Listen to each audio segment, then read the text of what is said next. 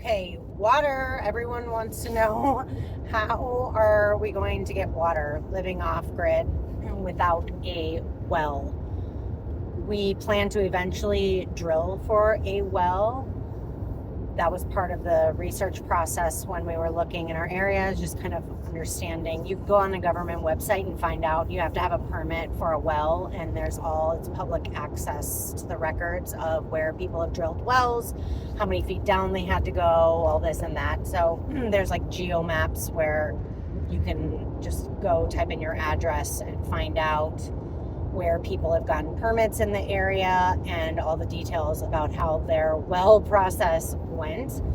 And so we will be hauling our water in to start.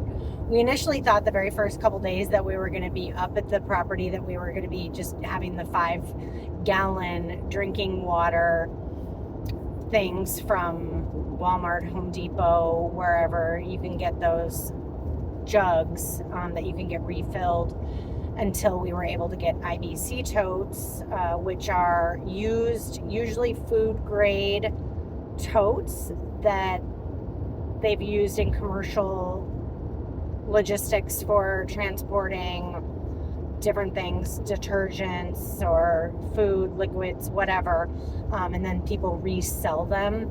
And so we knew eventually we were going to get IBC totes that usually they come in 275 gallon or 330 gallon are kind of the typical sizes of these types of totes. And we ended up, because our building was delayed a week, we went up to Oklahoma and were able to get some supplies like the IBC totes in a trailer that will be hauling our water in. So it was a process to find out where people get water to fill up, because there are different like camping sites and things that you can find online, but a lot of them say like they're not fill stations. And we looked at in our county, there was the Jemez Springs Water Co-op that one time when we were visiting the land, we stopped by to see, like, can we fill up?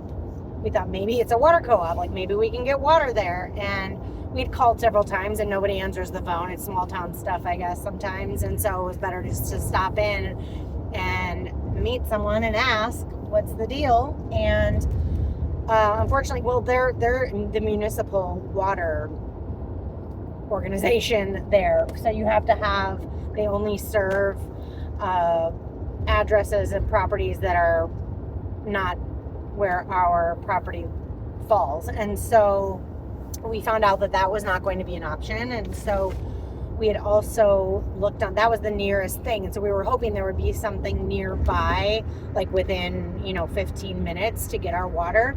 But we already did know that there was a bulk water filling station in Rio Rancho, which is 45 minutes from our property.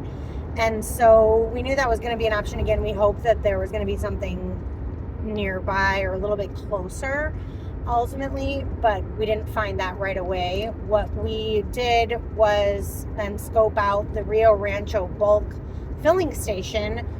We found out that we can go there. It's open 24 hours a day. You can pull up your trailer with your water tank and fill up for $10 for 1,000 gallons of water.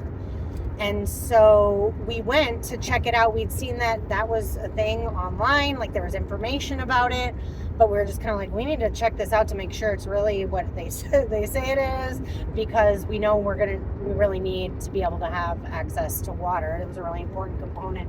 So when we were in Albuquerque last week, thinking the property or the building was going to be put up that Monday, we were running around. One of the errands that we did that day was go past the bulk filling station in Rio Rancho, which we also calculated was just 45 minutes from our property. That was indeed a thing, and there were 2 trucks. One was in line, one was filling up the water. It was super easy. We'll be able to just register you have to make a phone call and provide your ID and information. You don't actually even have to be residents. We don't have our New Mexico driver's license or anything like that yet. We have the deed to our property. So if there's any question about that, we can provide that. But ultimately, you don't even need a resident license to fill up at this station. You just have to provide some sort of ID. But anyway, we'll do that, and then you can load a balance. You can pay ahead of time and just have a certain credit. So we'll probably put $100 on there to start, and know that will get us 10,000 gallons. 10 times 10, yeah.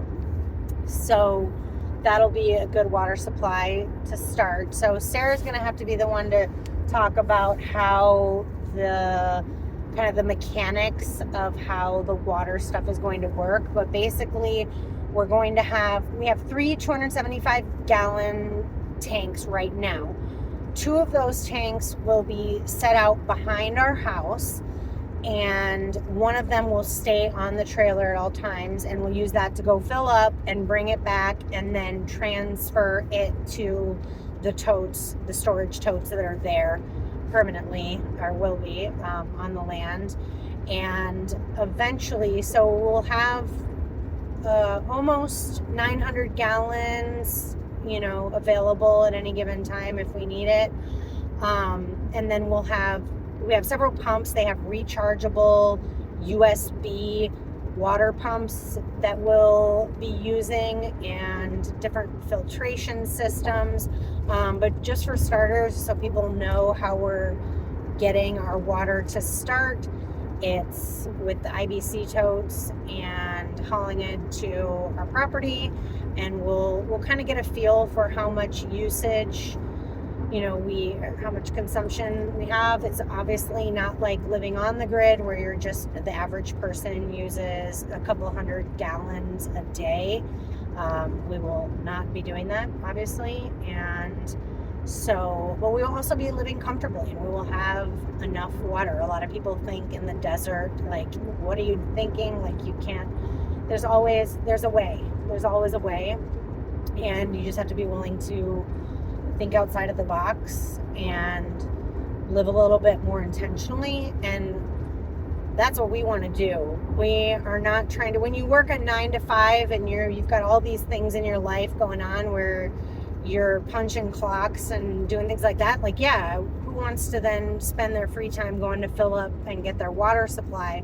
But with us, because we don't have to work except for when we want, we have time to be able to live intentionally, to get our water, to make our own bread if we want, to have our gardens and do things that feel more fulfilling to us. And so, yeah, we're going to be monitoring like our water usage and kind of just get a feel for what we are using on a typical day, and we'll make adjustments if we need more storage. We will get that, and we're just going to kind of test some things out at first. But Sarah, when she lived in her bus, she had a 70-gallon, she went a whole month on 70 gallons of water for her shower and whatever, and that's just, I think, wild. We will be living a bit more, I think, like normally, or what we'd be used to in terms of showering and just, using water. But we're going to have access, and we'll be able to wash our dishes and take showers every day if we want, even baths. Sarah loves baths, and so we will ultimately have a bathtub that she will take baths in, and I will shower whenever we want. We'll have a water station outside too, where we're able to wash our dogs, and we'll get all of that set up. But yeah, initially we'll be doing a system of IBC tanks and rainwater. We will be using water barrels to catch rain, especially during the season, which is coming up over the summer, where we'll get more rain than other times of the year. We're going to be very intentional about catching all the water that we can. And yeah, so there's more on that. I guess I can say that our concrete guy, Gio, ended up doing the plumbing. We thought he was just going to do rough-ins for the drains for both the kitchen sink and the tub and the toilet, right? So we thought he was just going to do these rough-ins, so we'd have those there when they poured the concrete pad, and that we wouldn't have to bust anything up when we do that later. But Gio actually ended up he called us after he had like done the work and was videoing us and showing us like he did the plumbing. So we're gonna have, Sarah's able to do that too, with PEX and different things. So we were planning on doing it all ourselves. Good news is now we already have stuff that's like underground and in there for when we want to have a septic system, and I'll eventually be more like established. But for starters, I'm going to be using a composting toilet, and we'll be using a solar shower to bathe and stuff for the first couple weeks. Eventually we will get things hooked. We'll have like a regular shower and tub, like I said, and a kitchen sink that runs and does all the things. But Sarah's capable of hooking all of that up and making it work like we need it to. So that's kind of her realm, and I'm sure she'll do some videos on that, or I will video her doing the work, so we can explain in a little more detail how it all happens. But it's not super complicated in terms of the plumbing and what we need to make it work for us. So that's all on water for now. All of this will evolve and grow and change, and we'll adapt to whatever we need to be comfortable. Because one of the things that's like, that we value is we do want to be comfortable. We're not trying to just survive. We will absolutely be thriving and having lives that feel like we will have a lot of creature comforts. We will just be doing it very intentionally. So don't be thinking that we're out here just like scraping by trying to survive. We are going to be having a beautifully comfortable life with all of the things that we need to feel free to move about and do what we need to do. But we're just doing it a little more intentionally maybe than than certainly I was when living on the grid. So that's all for now on the water situation.